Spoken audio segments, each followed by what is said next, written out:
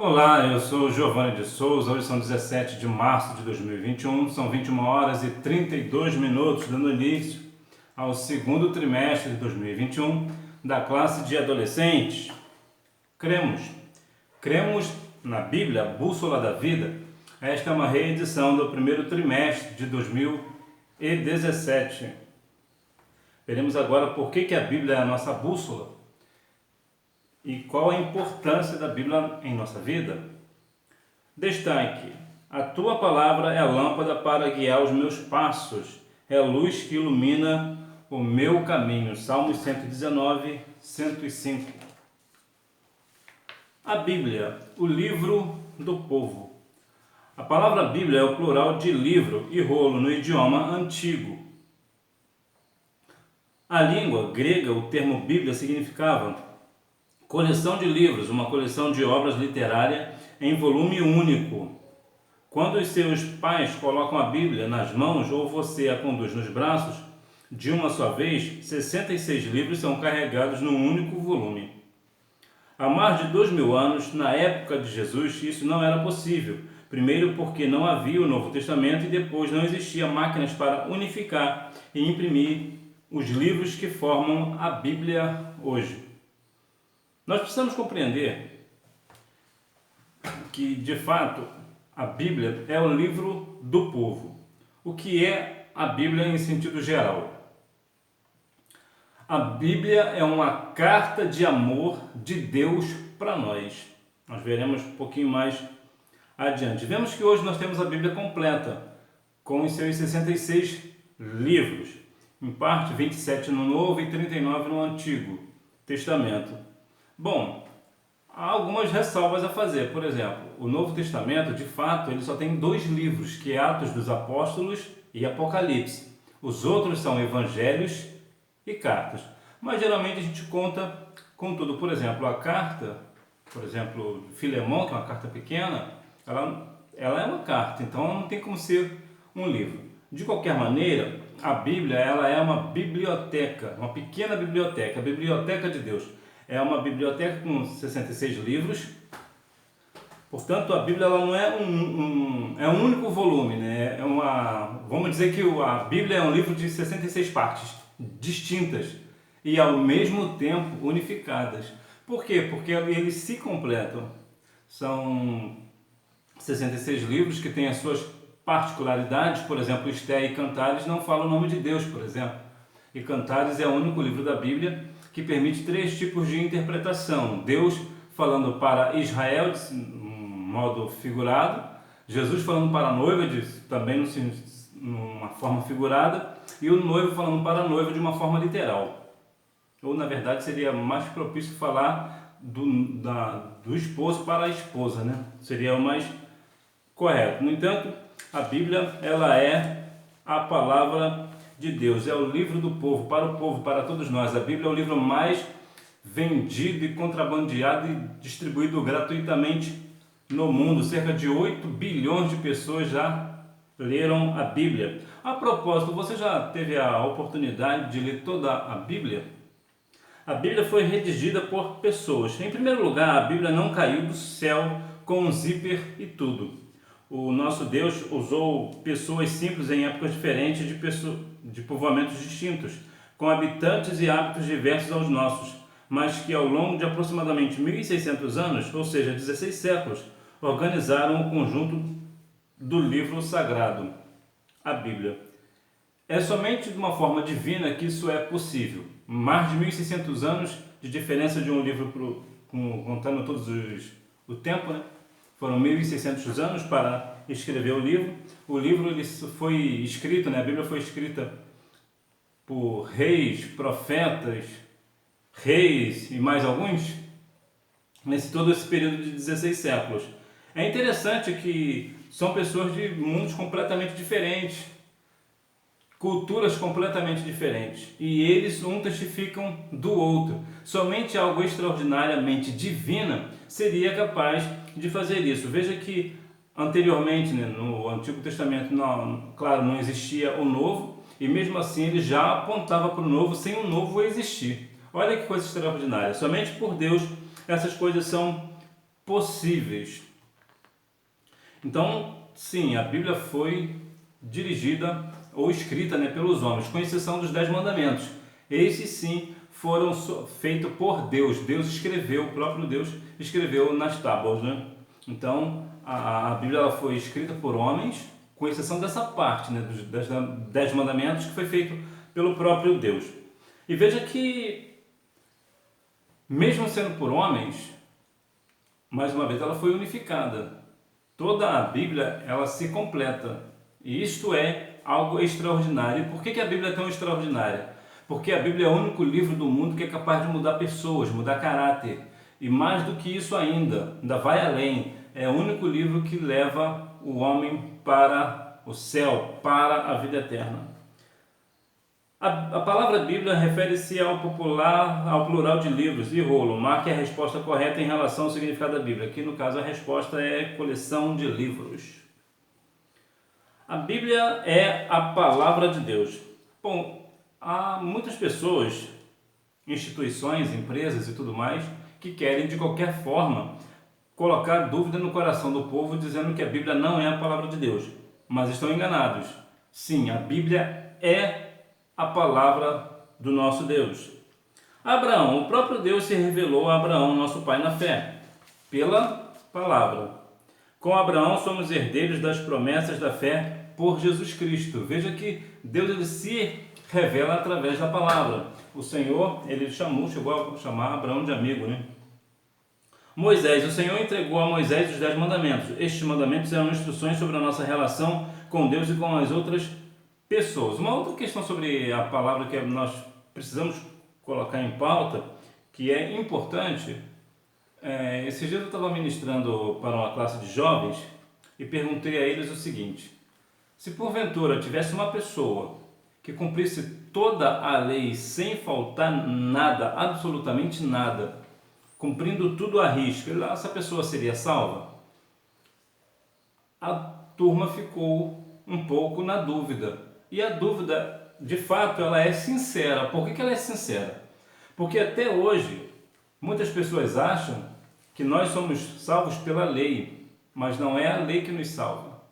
A nossa salvação é em Cristo Jesus, mediante a fé, pela graça, mediante a fé. Então eu disse para eles, não, alguém que faça isso não será salvo. A gente só é salvo através de Cristo. E por que eu digo isso? Porque muitas pessoas pensam que nós seremos salvos por obras, pela lei, e não é isso. Nós somos salvos pela graça e seremos futuramente salvos pela graça. Os profetas, através dos profetas, os mensageiros de Deus, o Senhor revelou seus planos para Israel, corrigiu-os quando era preciso corrigir-os, consolou quando era a hora de consolar. Veja que aqui Deus, ele consola e corrige. Por quê? Porque Deus é um Deus amoroso. E a Bíblia diz que Deus corrige a quem Ele ama. Então veja que aqui a questão dos profetas, também uma outra questão que é bom deixar claro, que não existe mais profetas nos dias atuais. O que existe hoje são pessoas que Deus usa em profecia. E por que não existe mais o termo profeta, como no Primeiro Testamento? Porque todos os profetas, todas as profecias apontavam para Cristo. Uma vez que Cristo nasceu, todas as profecias foram cumpridas. Então não há mais necessidade de ter um outro profeta, um novo profeta, uma nova profecia, um novo evangelho. Então não existe mais. O que existe hoje são pessoas que Deus usa em profecia para edificar a sua igreja ou edificar uma pessoa específica. Há algumas profecias que são específicas para apenas uma pessoa. E há também a profecia que é para toda a igreja, e em alguns casos também existe a profecia que engloba até o planeta inteiro. Há algumas profecias que antes de acontecer algo tenebroso, terrível no mundo, é dito por Deus através de profecias, apesar que infelizmente a maioria das pessoas não creem. Os apóstolos do Senhor Jesus Cristo escreveram várias cartas para orientar as igrejas que foram estabelecidas por eles. Essas igrejas reconheciam os escritos dos apóstolos como ensinos inspirados por Deus. As cartas dos apóstolos guiaram a igreja de Cristo nesses 21 séculos de história cristã. Veja que temos, Por exemplo, o apóstolo Paulo, o apóstolo Pedro, que escreveu, né? Tiago também escreveu algumas cartas, algumas coisas, e deixou para nós. E estas palavras, elas foram de fato tidas como inspiradas por Deus. Por quê? Porque testificavam do Senhor.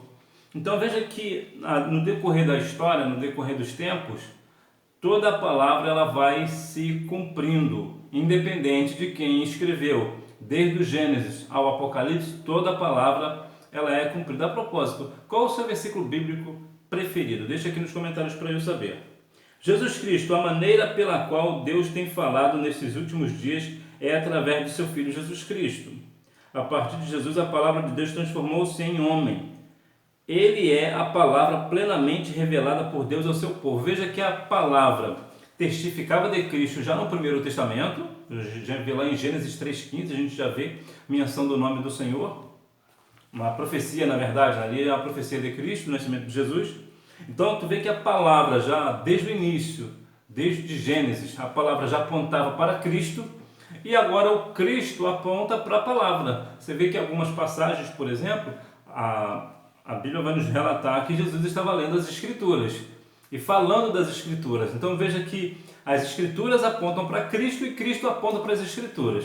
Então você vê que aqui há uma harmonia. Assim como o Pai, o Filho e o Espírito Santo têm harmonia, assim também a palavra tem harmonia. Ame a palavra. Quando a pessoa escreve-nos um bilhete carinhoso e afetuoso, ficamos surpresos e percebemos o quanto somos valorizados por alguém que talvez nem tivéssemos tão alta conta assim. Você um dia não sentiu isto a respeito de algum colega? Este é o sentimento que deve haver em nossos corações com relação a Deus e a sua palavra. É bem verdade que atualmente a maioria das pessoas hoje não usa mais bilhete, não usa mais cartas, né? Não se usa mais, é muito raro, só em alguns casos específicos. Mas anteriormente as pessoas escreviam um bilhete. Eu lembro, por exemplo, que em 1992 eu recebi um bilhete para estar numa festa de aniversário de 15 anos. Eu tenho esse bilhete até hoje. Por quê? Porque eu tenho carinho pela pessoa, eu vi que a pessoa tinha carinho por mim. Então você vê que é um bilhete carinhoso, é um bilhete de, vou até dizer assim, de amor, por que não dizer, né? Hoje é uma pessoa que já é casada, já é avó e tudo mais. Então você vê como o tempo vai passando e até hoje eu tenho esse bilhete. Por quê? Porque há uma reciprocidade. Então veja que assim como essa pessoa escreveu o bilhete para mim, um bilhete carinhoso, me convidando para o aniversário dela de 15 anos, eu guardei o bilhete e tenho esse bilhete até hoje. Então veja que assim também temos que ser com a palavra do Senhor. Uma vez que Deus nos entregou este bilhete, que é a palavra do Senhor, né, que é uma carta de amor para nós precisamos guardá-la no nosso coração. Precisamos colocá-la em prática, ver que o quanto Deus nos ama. Agora, como eu falei anteriormente, Deus também corrige. Então, se porventura, por alguma razão, Deus está te dando uma correção, receba a correção de Deus.